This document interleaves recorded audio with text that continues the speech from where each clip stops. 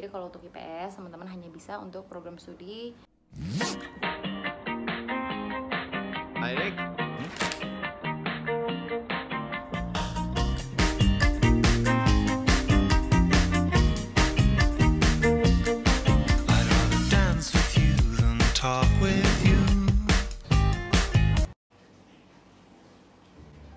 Halo, assalamualaikum teman-teman. Welcome back to my channel. Akhirnya ketemu lagi ya sama aku untuk ngasih tahu vlog seputar si pencatar atau tentang STPI Curug yang sekarang udah ganti nama jadi PPU Curug. Nah, sekarang di sini aku mau ngapain sih? Aku mau bahas apa?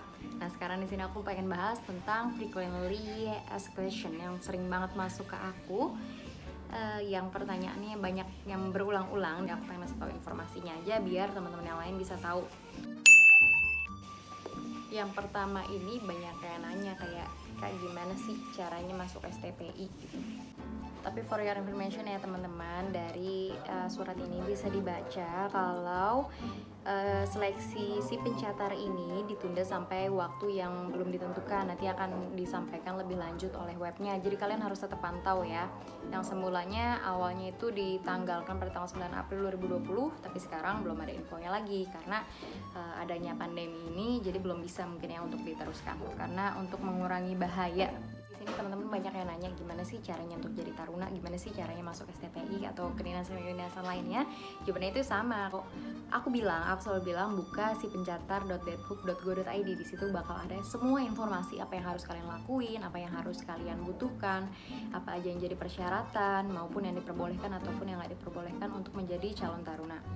Jadi nanti pertama itu kalian buka webnya si pencatar, lalu setelah ada informasi kalian akan di-direct ke link BKN, yaitu sscn.dikdin.bkn.go.id untuk membuat account. Jadi account ini akan digunakan dan bisa kalian login nanti berupa email dan password itu di simpencatar.stpicurug.ac.id.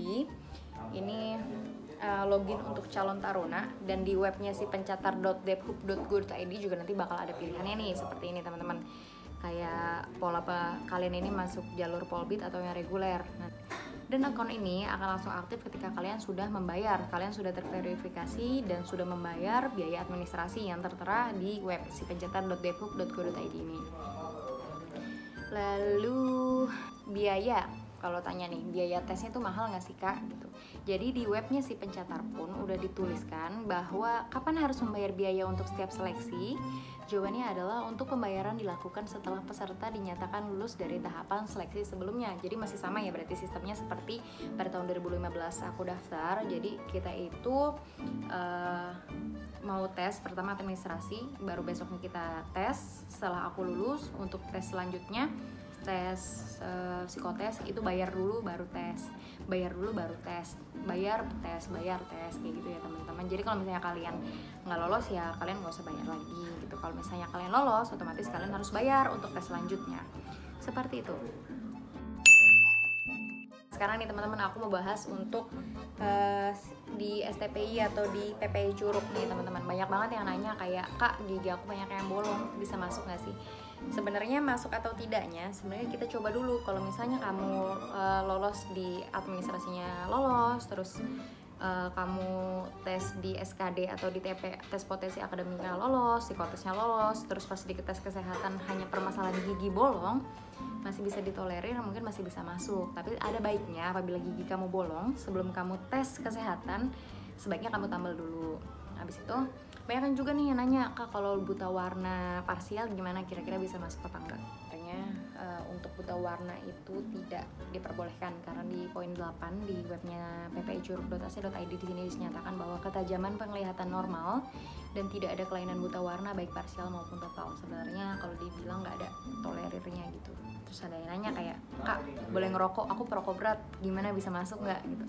Sebaiknya ya, karena di sini ada namanya tes kesehatan, medical check up atau medical examination.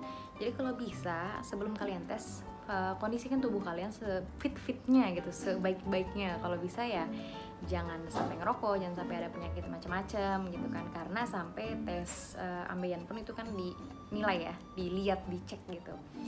Jadi kalau bisa jangan sampai gitu ya. Terus banyak yang nanya kak aku minus, itu masih boleh nggak jadi taruna apa enggak gitu. Sebenarnya karena ini aku ngomong ini berdasarkan pengalaman aja ya, pengalaman teman-teman aku. Ada beberapa orang yang pas masuk STPI itu emang matanya minus, tapi emang minusnya nggak terlalu besar, kayak cuman 1/4 atau setengah gitu.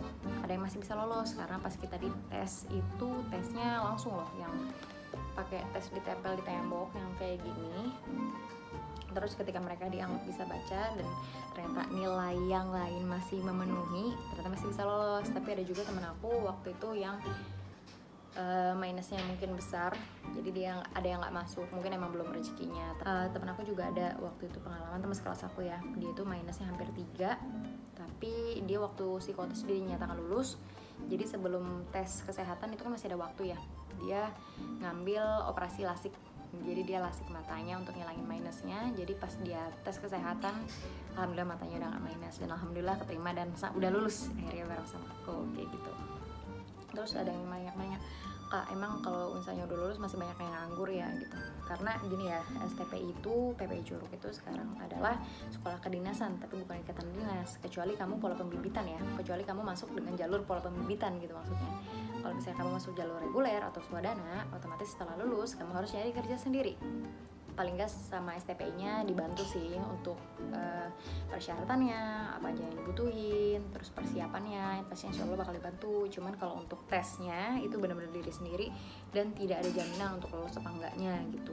Tapi yang pasti akan dibantu untuk mempersiapkan yang sebaik-baiknya agar bisa diterima, diserap oleh perusahaan semuanya gitu ya teman-teman. Dan kalau untuk yang pola pembibitan, karena dia itu udah ikatan dinas dari awal, jadi kalau pola pembibitan ini setelah dia lulus, dia itu langsung jadi PNS. Jadi dia nggak perlu repot-repot nyari kerja di mana-mana, karena dia udah diikat gitu, udah ikatan dinas, udah pasti jadi PNS.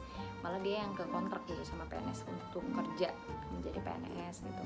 Tapi untuk kelanjutannya aku juga belum tahu sih sejujurnya, karena aku bukan jalur polbit gitu. Dan jalur polbit ini baru ada setelah aku 2 tahun di STPI.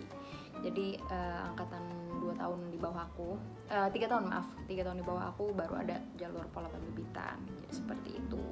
Cuman itu sih yang aku dapat infonya dari junior-junior aku seperti itu. Terus banyak yang nanya, misalnya kayak, Kak, badan aku gede banget, badan aku berat nih gitu, kira-kira aku bisa nggak masuk jadi taruna gitu? Jawabannya insya Allah dicoba aja. Sebagusnya sih kalau misalnya berat kamu ideal, cuman kalau yang emang lebih berat atau overweight juga insya Allah masih bisa sih, asalkan kriteria dan nilai-nilai kamu yang lainnya dalam penilaian itu cukup ataupun lebih gitu.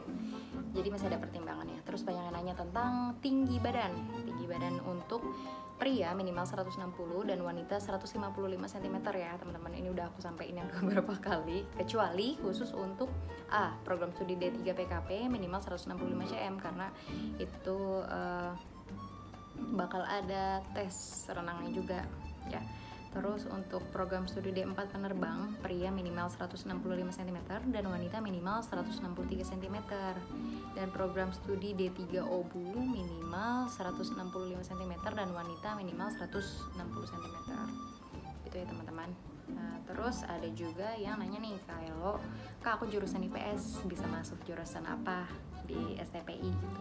Jadi kalau untuk IPS teman-teman hanya bisa untuk program studi operasi bandar udara atau OBU ya teman-teman. Dan tesnya itu yang membedakan adalah kalau yang teknik itu ada tes matematika, fisika, dan bahasa Inggris. Tapi kalau yang non teknik termasuk OBU, manajemen, OBU itu manajemen ya.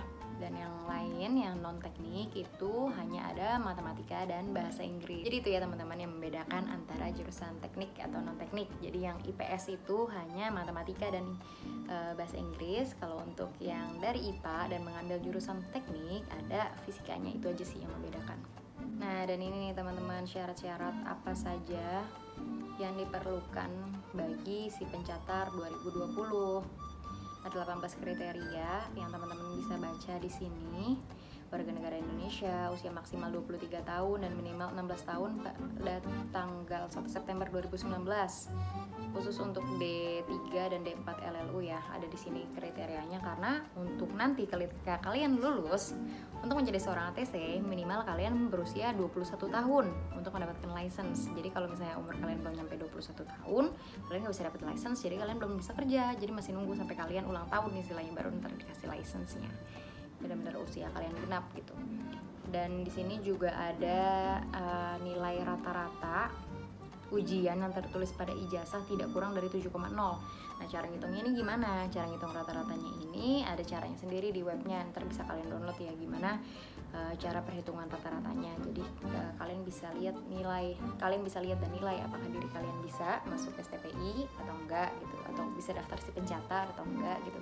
Karena di webnya sendiri pun sudah dinyatakan bahwa minimal kriterianya angka 7 yang tercantum pada ijazah gitu teman-teman ya. Bisa dibaca yang lainnya di ppicuruk.ac.id ya teman-teman untuk lebih jelasnya. Dan begitulah informasi yang bisa dan dapat aku sampaikan pada video kali ini. Semoga videonya bermanfaat, dapat membantu dan memberikan kalian informasi tentang apa yang harus kalian lakukan, apa yang harus kalian persiapkan, dan banyaknya pertanyaan yang emang sering berulang-ulang gitu. Bahkan kalian lihat video ini bisa kalian share ke teman-teman kalian yang bisa mau masuk SMP Curug ataupun ke junior kalian gitu, karena mungkin ada beberapa sekolah yang nggak ada alumninya dari sekolah kedinasan. Itu bisa di-share videonya biar mereka bisa mempersiapkan dan bisa menjadi calon taruna di tahun berikutnya. Semoga video ini bermanfaat dan sampai jumpa di video selanjutnya.